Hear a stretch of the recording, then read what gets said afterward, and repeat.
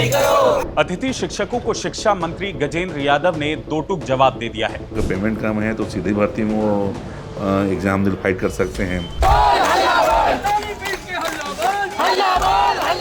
अतिथि शिक्षकों को शिक्षा मंत्री गजेंद्र यादव ने दो टूक जवाब दे दिया है। उनका साफ कहना है कि अगर अतिथि शिक्षकों को वेतन कम लगता है तो वे नई भर्ती प्रक्रिया के अंतर्गत नौकरी करें। इसके साथ ही उन्होंने ये भी कहा कि सरकार सीधी और संविदा भर्ती दोनों कर रही है, उसके तहत भी शिक्षक अप्लाई करके नौकरी पा सकते हैं। लेकिन गजेंद्र यादव ने ये भी कहा कि अगर अतिथि शिक्षक हड़ताल करेंगे तो सरकार के पास विकल्प भी खुले हुए हैं।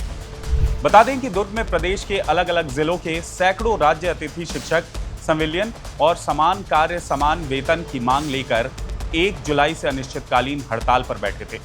इस दौरान उन्होंने 2 से 3 बार शिक्षा मंत्री के सरकारी आवास का घेराव भी किया। दूसरी बार का घेराव लगातार 24 घंटे तक जारी रहा। इस बीच 2 बार शिक्षा मंत्री से रायपुर में मुलाकात के लिए बुलाया गया। इसके बाद 24 जुलाई को प्रदर्शनकारियों ने अपनी हड़ताल को स्थगित करने का आह्वान करते हुए मीडिया को ये जानकारी दी कि शिक्षा मंत्री और शिक्षा सचिव के सकारात्मक आश्वासन के कारण वो हड़ताल को स्थगित कर रहे हैं। लेकिन उन्होंने ये भी चेतावनी दी थी कि अगर सरकार उनकी मांगों को 5 सितंबर तक नहीं मानती है तो इससे बड़ा आंदोलन दुर्ग में 6 सितंबर से किया जाएगा। प्रदर्शनकारियों के खिलाफ उनके जिलों के शिक्षा अधिकारियों ने 27 जुलाई तक ड्यूटी ज्वाइन ना करने पर पद से हटा देने का नोटिस तक जारी कर दिया था। लेकिन प्रदर्शनकारियों ने कहा कि हम नोटिस से डरकर नहीं बल्कि शिक्षा मंत्री और शिक्षा सचिव के सकारात्मक आश्वासन से अल्टीमेटम देकर प्रदर्शन को स्थगित कर रहे हैं। इधर शिक्षा मंत्री ने प्रदर्शन खत्म होने के बाद बयान देते हुए कहा कि इन अतिथि शिक्षकों को वर्ष 2016 में ठेका पद्धति से रखा गया था ताकि दूरस्थ अंचलों के विद्यार्थियों की पढ़ाई में समस्या ना आए। इन्हें कांग्रेस शासनकाल में अस्थायी किया गया था।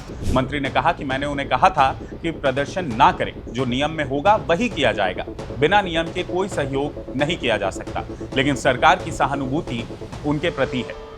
उन्होंने साफ तौर पर कहा कि अगर उन्हें लगता है कि उनका वेतन कम है तो सीधे भर्ती का एग्जाम देकर, या जिन्हें सीधी भर्ती में ना होने की आशंका है तो वे संविदा भर्ती के लिए आवेदन कर सकते हैं। आत्मानंद और विवेकानंद स्कूलों में भर्ती प्रक्रिया प्रारंभ है। उनके पास दोनों ऑप्शन मौजूद हैं। सुनिए शिक्षा मंत्री का पूरा बयान। सरकार तो अब सीधे भर्ती कर रही है।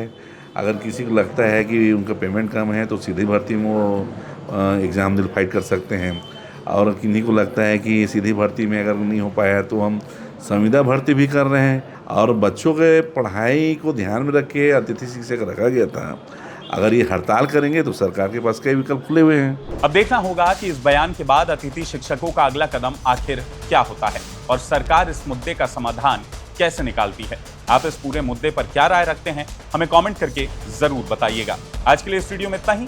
बने रहें IBC 24 डिजिटल के साथ।